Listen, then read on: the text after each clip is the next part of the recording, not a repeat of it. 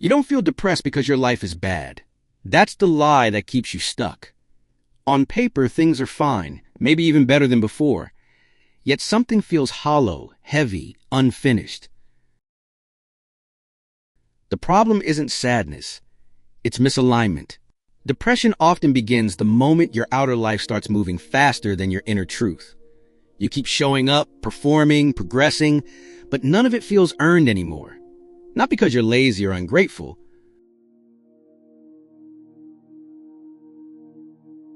but because the version of you living this life is outdated. You built routines, goals, and habits for a past identity, and now you're trapped maintaining a system that no longer reflects who you are becoming.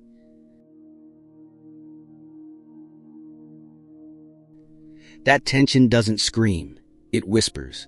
It shows up as fatigue that sleep doesn't fix, as motivation that disappears the moment you're alone, as a strange guilt of feeling empty even when nothing is technically wrong. Here's what most people never realize. Depression isn't always about pain. It's about suppression.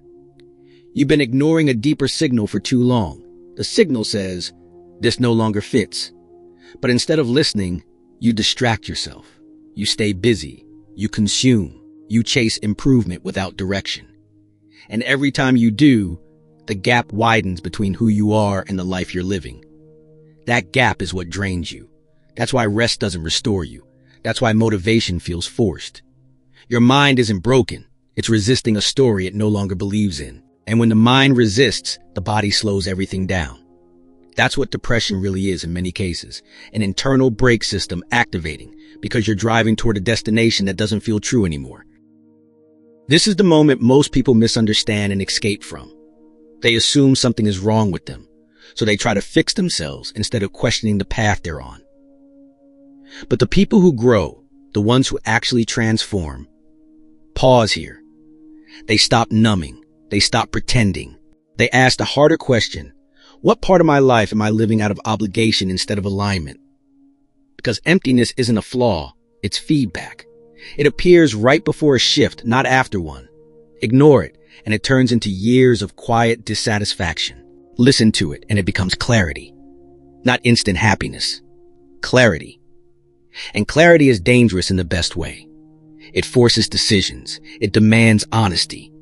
But it also gives you something depression never takes. Direction. The moment you stop trying to feel better and start trying to live truer, the heaviness begins to lift. Not because life changes overnight, but because for the first time you stop lying to yourself. Here's the part no one explains clearly enough, and this is where most people lose themselves without realizing it. Depression often isn't caused by what happened to you, but by what you keep postponing inside yourself. There is a version of you that knows something must change. Not dramatically, not loudly, but truthfully. And every day you delay that acknowledgement, your mind begins to apply pressure. At first, it feels like boredom, then restlessness, then exhaustion. You start waking up tired even after enough sleep. You scroll longer, work slower, and feel irritated without a clear reason. That's not weakness. That's resistance. Your nervous system is reacting to prolonged self-betrayal. You are living in a pattern that once protected you, but now limits you, and your mind is trying to slow everything down before more damage is done. So motivation disappears, focus drops, joy dulls.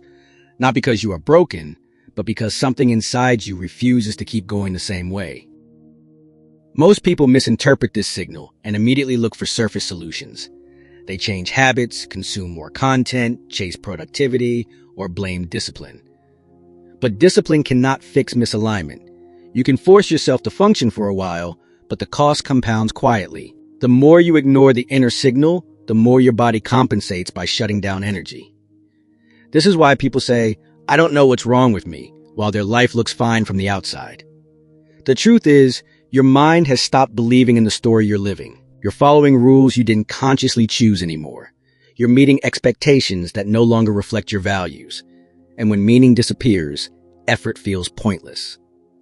That's the real danger. Not sadness, but numbness. Numbness is the mind's last defense when honesty feels too threatening. What makes this worse is comparison. You look around and see people doing worse than you, yet feeling more alive. So you invalidate your own emptiness. You tell yourself you shouldn't feel this way. That guilt pushes you deeper into silence. But emptiness doesn't respond to shame. It responds to truth. And the truth is often uncomfortable. Parts of your life are running on autopilot. You are executing a routine designed for survival, not fulfillment. And survival mode is exhausting when the danger is no longer external. It's internal stagnation. Your mind is wired to grow, not just maintain. When growth stalls, it creates pressure. When pressure is ignored, it turns inward. This is why trying to feel positive fails. Positivity without alignment feels fake. Motivation without meaning burns out fast. And chasing happiness without clarity only deepens confusion.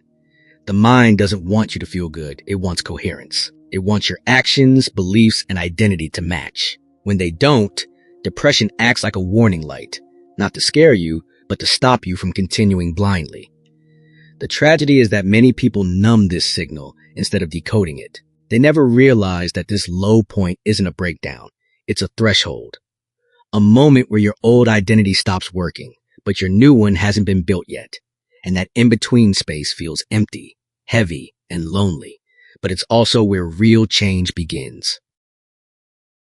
What matters now is what you do with this awareness, because understanding the problem without movement can actually deepen the emptiness. This is where most people freeze. They recognize the truth, feel briefly relieved, and then fall back into old patterns because change feels vague and overwhelming. So let's be precise. You do not escape emptiness by reinventing your entire life overnight. You escape it by restoring honesty in small, controllable actions. The mind doesn't need a dramatic transformation to regain energy. It needs evidence. Evidence that you are no longer lying to yourself. Evidence that your actions align, even slightly, with what you know is true. That is how momentum returns. Start with one decision you have been avoiding. Not because it's impossible, but because it threatens comfort. It could be a conversation you keep postponing, a habit you know is draining you, or a direction you keep dismissing because it feels risky. The moment you take one step toward that truth, something shifts internally. Not happiness, clarity. And clarity restores power. Your nervous system relaxes when it sees you acting in alignment. Energy returns, not because life becomes easier, but because resistance decreases. You stop fighting yourself. That alone frees more strength than motivation ever could. Understand this clearly. Emptiness fades when responsibility returns. Not responsibility imposed by others, but chosen responsibility. The kind that reconnects you to agency. This is why people feel alive when they pursue something meaningful, even when it's hard. Meaning absorbs discomfort, but drifting without purpose amplifies it. So instead of asking, how do I feel better, ask, what am I avoiding that I already know I need to face? That question cuts through confusion faster than any advice. Your answer will not be pleasant, but it will be accurate. And accuracy is the foundation of confidence. As you move forward, don't expect instant relief. Expect friction. Your old identity will resist because it was built to keep you safe, not fulfilled. But safety without progress becomes a prison. Growth feels unstable before it feels rewarding. Every time you choose alignment over comfort, you weaken that prison. Slowly, quietly, permanently. This is why discipline works only after clarity. When you know why you're moving, consistency becomes natural. When you don't, even small tasks feel unbearable. There is also something crucial you must release. The idea that emptiness means you're failing. In reality, it often means you've outgrown your current self. Growth phases are not comfortable. They are disorienting. You feel lost because the map you've been using no longer applies. That doesn't mean you're broken. It means you're early. Early in a new chapter that requires a higher level of honesty, courage, and self-leadership. Most people numb this phase because it's unfamiliar.